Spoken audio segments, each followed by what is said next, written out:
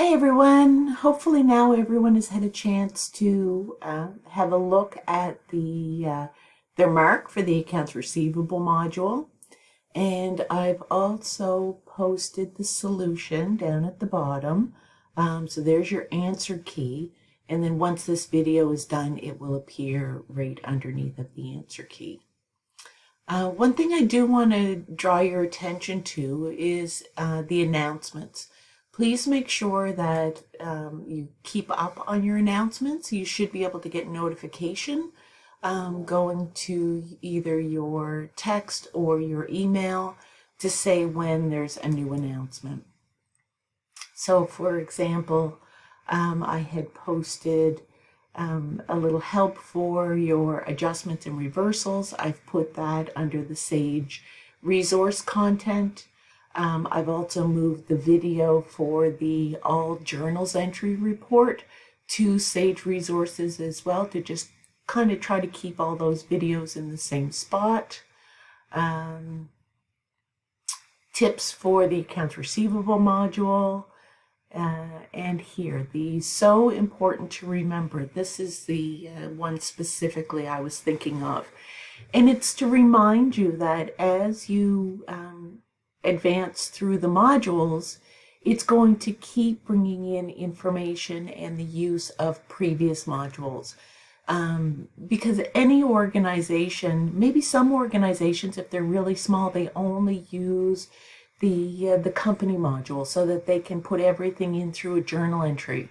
Maybe other organizations, they have their receivables in Excel and enter those on a monthly basis through the journal entries module, and only use the payables module with the journal entries module.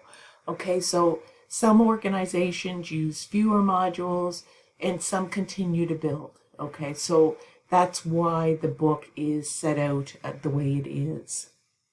So just remember, as you're going through, it could be a payable, it could be a receivable, or it could have to go through as a journal entry. Okay. And let's go back to the content and have a look at the answer key.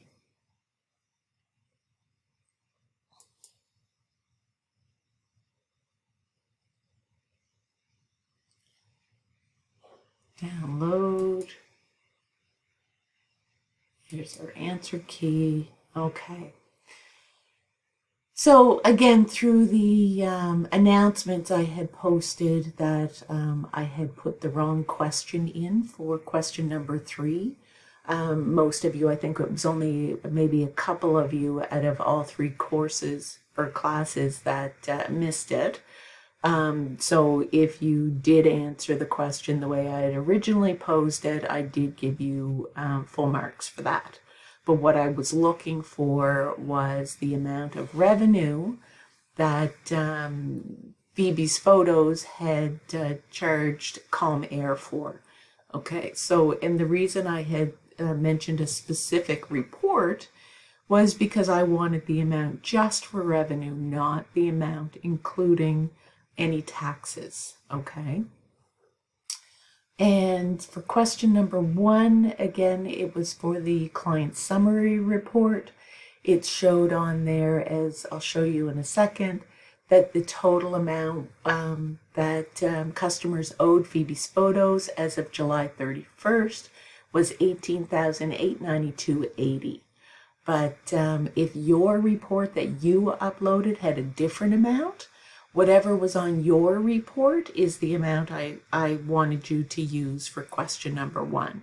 So it was more just testing to make sure that you can go to the report and find the amount that customers owed Phoebe's Photos. So it was the total amount owed. Number 2, there was only one customer that was overdue, and that was Youngins Preschool. And that's because Phoebe's Photos gives a net 30 days. So the invoice isn't even due for 30 days. So it's not until it hits day 31 that it's considered overdue. So the trial balance for July 22nd, that was given to you. And the journal entries for each of the entry to get to July 22nd, the answer key was given to you as well. So the report that you would upload to get full marks needed to have this balance for your trial balance. The next one, I was more looking for the actual trial balance as of July 31st. If you had one or two errors, your totals would be different. However, that's not what I was marking you on. It was just so that you could get the right report with the right date. Then we have the client age summary. As you can see here, the 18,000 is here under your total. The amount 31 to 60 days is your 5488 for youngins preschool. And that's the only one that's overdue. Then you have your client revenue summary report. And as you can see, Calm Air, the revenue that was charged to Calm Air was for $1,900. And then we have our journal entries.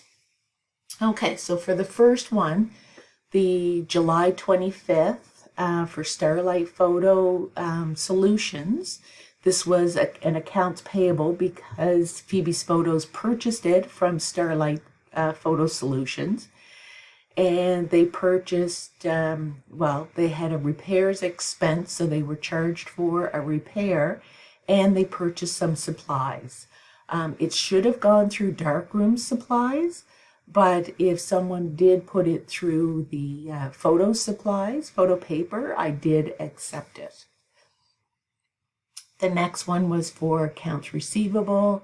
They received the money from Calm Air for the revenue that was charged to them. This next one was Starlight Photos, and it was to pay off $400 towards the amount that they owed. The next two went through Manitoba Telephone and Manitoba Hydro. They as well were for expenses, so they should have gone through the accounts payable module. Then we've got for the month, for credit cards, revenue from portraits, revenue from passport photos. So this is something that would have gone through the accounts receivable module because it was for revenue. And there was one thing, there were a couple of individuals when you had to create the passport photos, it should have been revenue from passport photos so that all of your revenue accounts followed the same format. Okay, so just to keep that in mind for next time. Then Calm Air charged Phoebe's Photos travel expense. Polar Discoveries, accounts receivable was paid off because Phoebe's Photos received $1,200 from them. Borealis Mysteries was charged for revenue from tours. Then Phoebe's Photos got us a bank loan. Okay, so this would have gone through. You've got your checking account for $4,000 and your bank loan for $4,000. That would have gone through a journal entry. Then you have your wages for assistant. That should have gone through a journal entry as well. That is not an accounts payable for the debit memo. And debit memo means that the wages are going to be debited, and the bank, of course, when you think of a debit memo, the bank would be debiting your checking account, but you would be crediting your checking account because the money is actually coming out of your checking account, and wages is an expense, so that should be your wages is debited. The next one is for adjusting your supplies. Okay, so again, all of your supplies used, that is an expense, so those need to be debited. And then the supplies accounts for your frame supplies, your photo paper, your darkroom supplies, and other supplies, those are assets. So you're using your assets. So your assets need to be credited so that it's being reduced.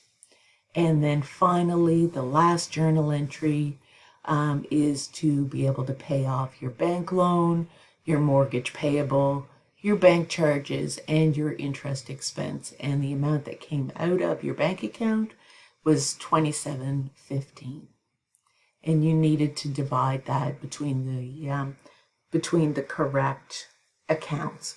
Okay, your interest expense needed to go through as an expense so that it hit your income statement. Hope this helps. If you have any other questions specifically about your assignment, please feel free to reach out and we can go over it through Teams if you'd like. Thanks, everyone.